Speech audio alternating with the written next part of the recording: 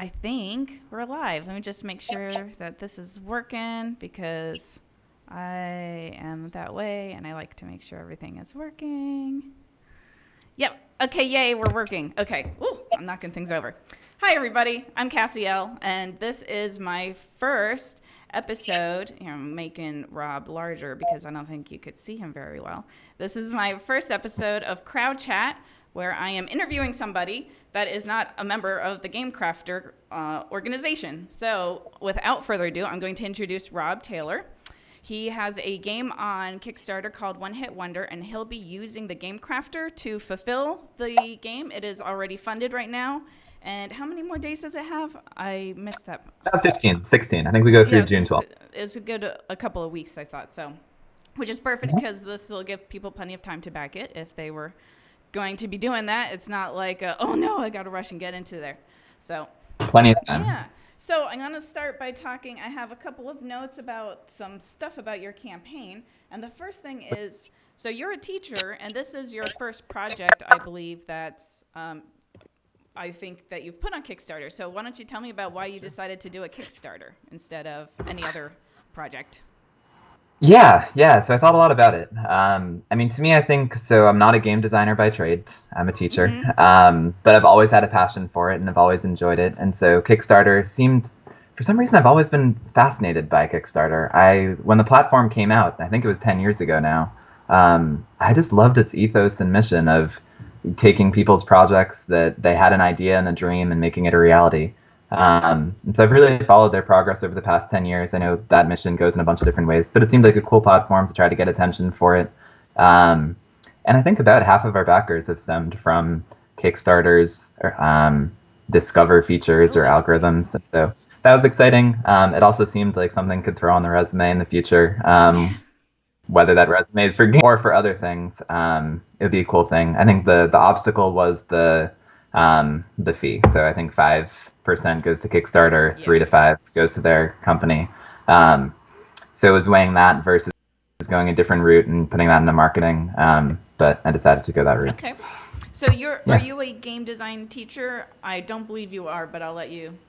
There's plenty of teachers. I've tried. I've tried to become one. So I'm a filmmaking teacher by Okay. trade.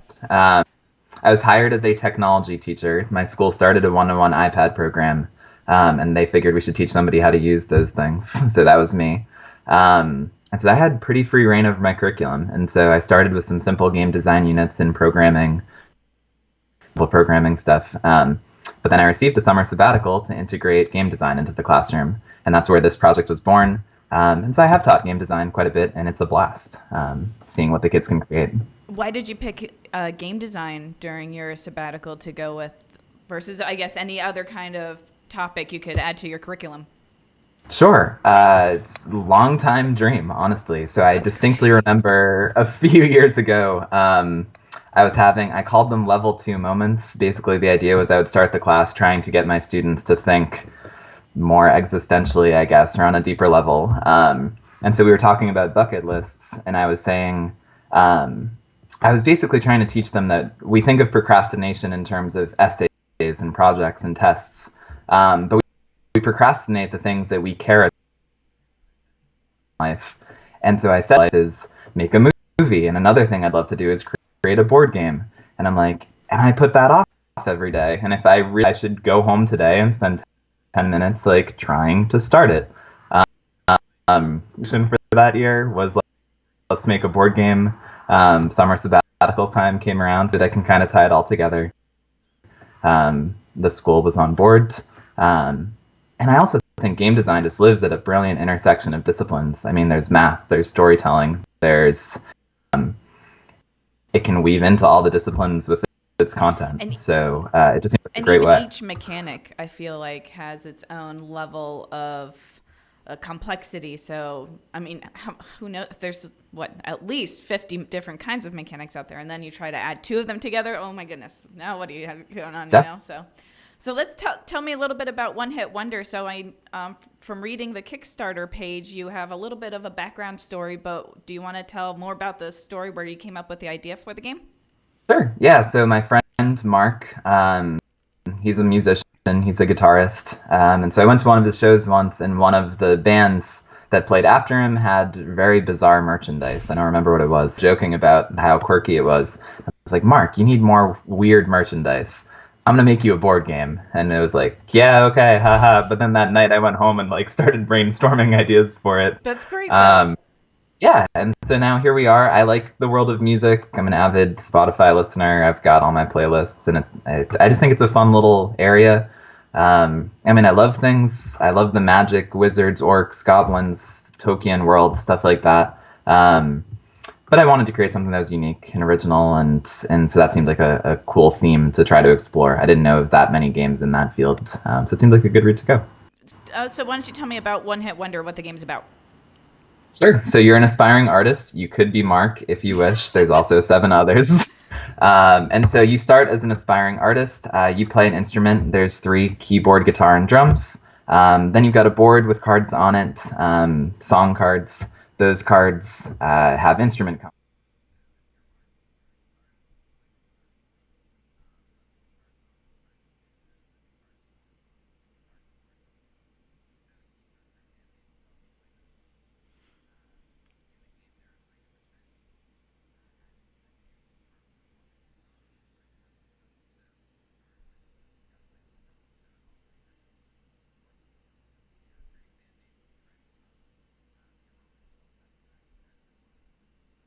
So it's kind of a little bit like an engine builder. You have to start from here, get a couple of these, and then they build up, and then they can they work together, and so you're slowly building everything. Well, is it an engine builder? I guess they kind of work in sync a little bit, but yeah, it's like you're growing to get to the final stage. Yeah. What's it called? The ulta. The Altiplex, yeah, the Altiplex, the greatest concert venue in the land, is where you want to get to. But yeah, you're definitely building an engine. And a big thing that I was concerned about in making it was that it was going to become too solitaire-esque. And so one of my favorite mechanics is each of the bandmates has an ego score. And so when you play a successful gig, the bandmate starts to get cocky and wants to leave you. And so you have to roll a 12-sided die score, the ego scores, but you can also try to sabotage your opponent. You can flirt with your opposing bandmates, Oh, really? That's and then when they leave, they might join your band to get everyone interacting and make it less of a okay thing, but actually worry about everybody else. I know that your students have been a little bit of a part of the game. Have they had their hands in helping you with play testing and developing prototypes and whatnot? I saw that you did use the Game Crafter for your early prototypes. Did they help with making any of the art and putting things together for you? Yeah, all of the above. So the big piece was art, and so we were able to actually commission the students through the sabbatical to draw something amazing. That is really cool. A bunch of different styles. Oh, it was such a high obstacle for a game designer to clear, and my school is brilliant.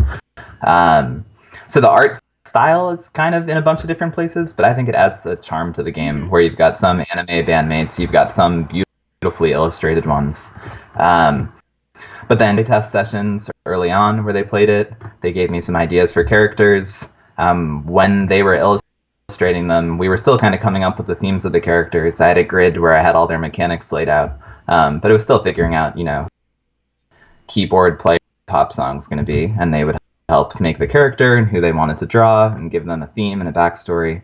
And so they were integral throughout the whole process. It was awesome. And it's just so great to work collaboratively with these talented kids and for them to be able to see, that school's not in a vacuum.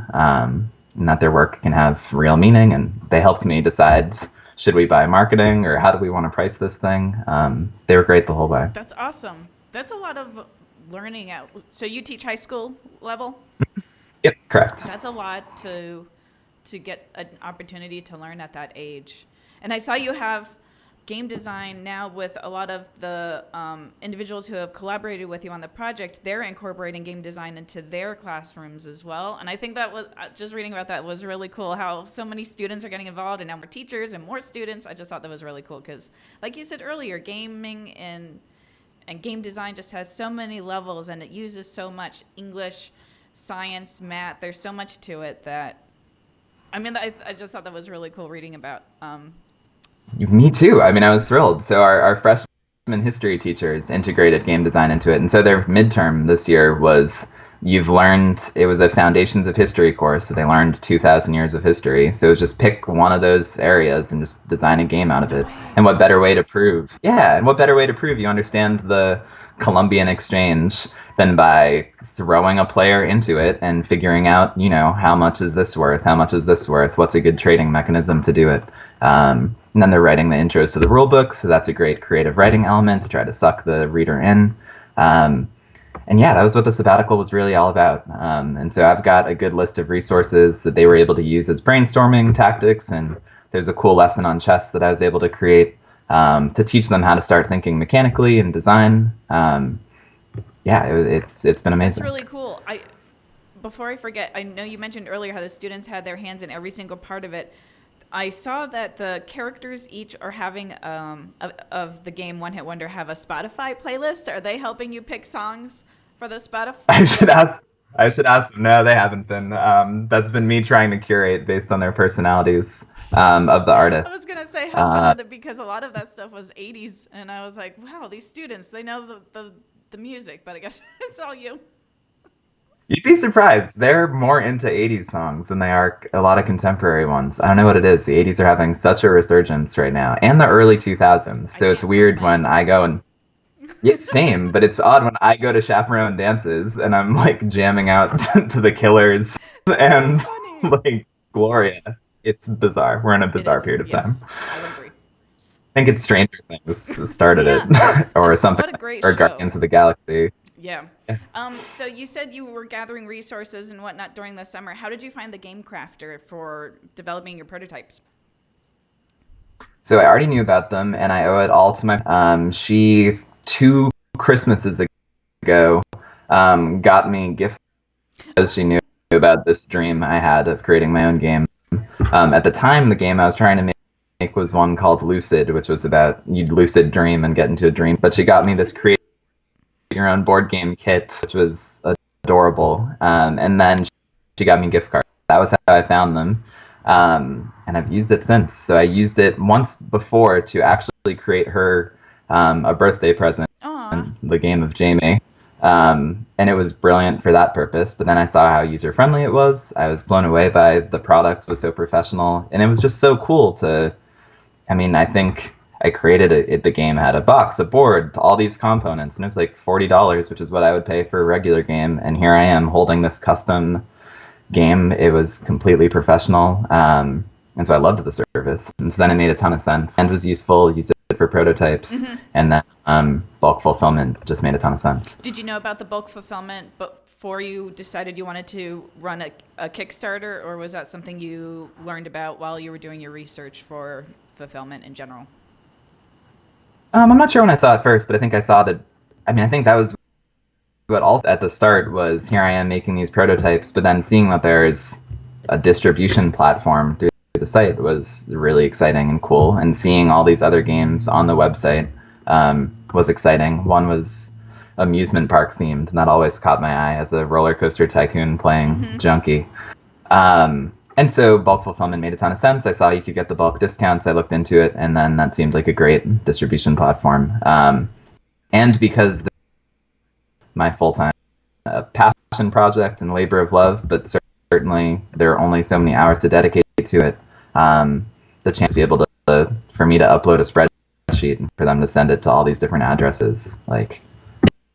And for your situation as well, because like you said, this isn't your full-time job, and you have students involved, and you have there's just a lot with your project. It's not just a game that you made in the spare time. There's a lot of people involved. I think having the opportunity to get the game sooner than later is really helpful as well, because students are going to graduate and you want them to have their game. So. Yeah, that's why we're running the Kickstarter now, is because I had this looming deadline of, oh God, 3 of the artists are seniors. I got to crank this thing out before they go. And we succeeded. But there was also something amazing. Just had, I had all of the kids come in and we did just kind of like, I'd create type 5, a new type of card called lifestyle cards. Interaction within the game. They're all positive effects, but they needed art. party. I got Chipotle. I had like 9 or all just drawings, simple pencil drawings. Short session, just kind of our sprint to the finish line. But then there's something amazing about 3 weeks later being able to call them all in. Here it is. Look at all. That is cool. Yeah. It's amazing. And it's all about trying to line up, positive reinforcement as soon as you. Mm-hmm. Yeah, definitely. That's really neat. I'm glad that you were able to, That made it work great. They also don't have the patience as patience comes with age, I think. So Totally. that's pretty exciting. There was one other thing. So once my videos keep shifting. I don't know what I'm doing. My videos are moving around. So I will turn. It's okay. I don't know if this is art. So the campaign has about 15, 16 days left. Once it's done, fulfilled, and you have the Game Crafter make the games, are you going to put it on the Game Crafter for print on demand from there onward? Yep, that's the plan. For me to just have that on there.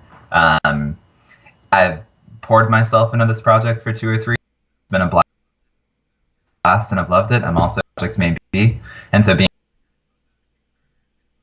close out the Kickstarter, living on their online store is a brilliant way to kind of bring closure to the project and looking a great distribution platform available for it. Have you considered doing a crowd sale after? Because I know some people after Kickstarter, they're fulfilled and they're going to do the print on demand. They decide after a little while to do a crowd sale so they can bring the cost down a little bit for everybody. I don't know if you know how much you know about the crowd selling.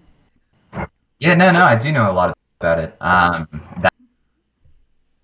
That I think is definitely Awesome. Cool. probably what. I remember. There were a few different things like that, and it was Board Game Design Labs, and so I had a good thread going discussing, what do you do after the Kickstarter, the most feasible option. I loved the using Kickstarter again to try to bring in a new audience to it, but then having that to fall back on at the end is great. I would agree. Yeah, so we're going to go to on demand, and then you'll have your crowd sale. So even if you have students later on that are interested in knowing what was it all about, they can get a copy. I think that's pretty cool. Yeah, and we can sort it out after through the Game Crafters platform. Get it to them as cheap as we can. So I'm all out of questions. Is there anything about the game that you wanted to touch on that we didn't talk about? Because I know there was a lot of time and energy and emotional investment in it. So I wasn't sure if there was anything that you really wanted to bring up that I might have missed. Sure. Yeah. I mean, I think it's much fun, and I love that the Game Crafter is fostering this community of people to go about it. The past month for me has been a stressful surge to the finish line as any school year is, but today is the first day where I'm just starting to feel settled down, and my brain is all, maybe you should try to make a new game, or God, it'd be nice to get your hands on some magic cards and build That's great. the deck again, or stuff. And so I'm what's out there, because I just think it's in a world of technology and screen. It's like something sitting around. When you design too, you get to do a little bit of both. So you get to do a little bit of technology, use a little bit of creativity, and then you get to just sit and play, like you said, with your friends and enjoy gaming. Yeah, not an artist by any stretch, but the graphic design side was very fun. Trying to create a visually appealing game. Did you use Component Studio? I kind of wish I had, because I was using Adobe Illustrator and uploading to it, and the whole engine, and that required me to update 30 Illustrator files and go in. So that's something I'm definitely going to look at whenever round 2 happens. I no, you're like once you get Just in too you can't deep. stop. I have time to learn something new right now. And that's kind of what you teach the students, is that it's the act of creating something that causes you to learn how to do the project in the first place. And so it's kind of, there's a million things I do differently, but at the same time, you're still proud of what you've done. Yeah, absolutely. And even with, like you said, how there's the Game Crafter community has such a fostering community of wanting to help you and answering questions you have. Even with all of that, it's still, you don't know until you're doing it yourself and you're experiencing it, because I think there's an emotional part of it that you can't describe or explain. And it's like, wow, I did a thing and people wanted it. Well, that was the most amazing part of the Kickstarter. Yeah. It's going to be sitting around a table with my silly little game. But I was blown away because on the Game Crafter, I just like popped into the chat room and was like, was anyone up for, I think people were talking about the meats and cheeses that they were interested in for their cheese boards or something. And so I've never participated in the chat before. I'm paranoid that I'm interrupting a critical conversation. But I'm like, hey, I got a rule book. Any of you up for taking a look at this? Like 3 people read it and gave great feedback on how to streamline some sentences and things that felt unwieldy. That's great. It's so horrifying to out into the world. And so when you do have a nice soft landing and people who aren't there to criticize you but to help you get better, it was neat. The Game Crafter chat is definitely most of the time about helping people and then also food. So. That makes sense. I mean, it's I was not surprised at all when you said we're talking about meat and cheese. I was like, yep, sounds about right. Or pancakes. It's going to be one of those. Interesting. Yeah. It's so lively, though. I think that's so impressive in this day and age. Like, the world of forums seems to be going away, but it's so active. I mean, whenever I go on to log on to throw components on, I'm seeing the chat parentheses number going up, and I'll pop in. I mean, I guess that's part of the beauty of technology, is that game design is now so accessible and so doable by everybody, and that should just lead to a ton of just a flourishing field. I agree.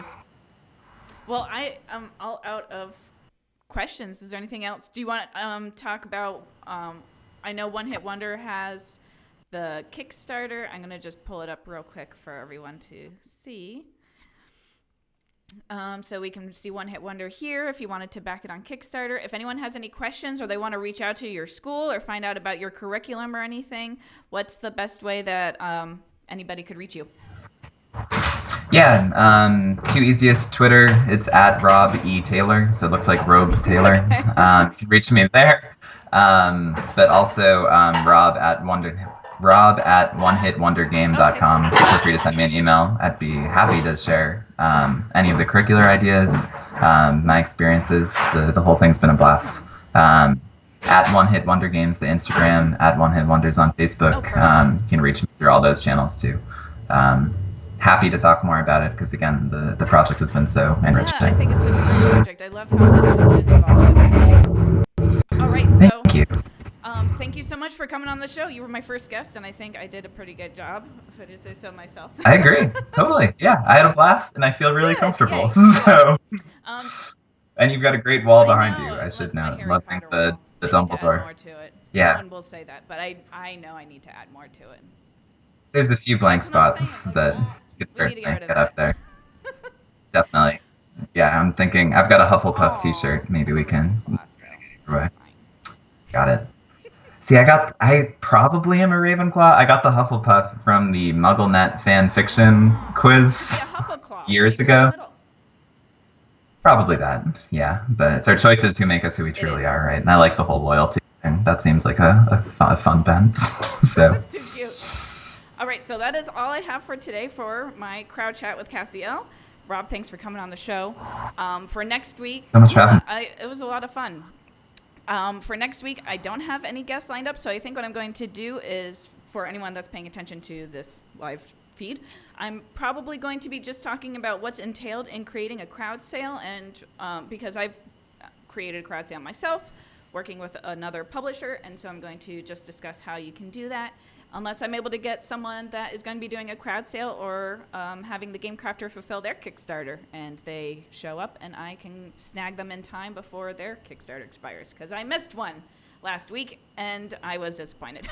So that's all I got for today. Thanks for watching Crowd Chat with Cassie Elle. I'll see you all next Monday at 6 p.m. Eastern Time, 5 p.m. Central.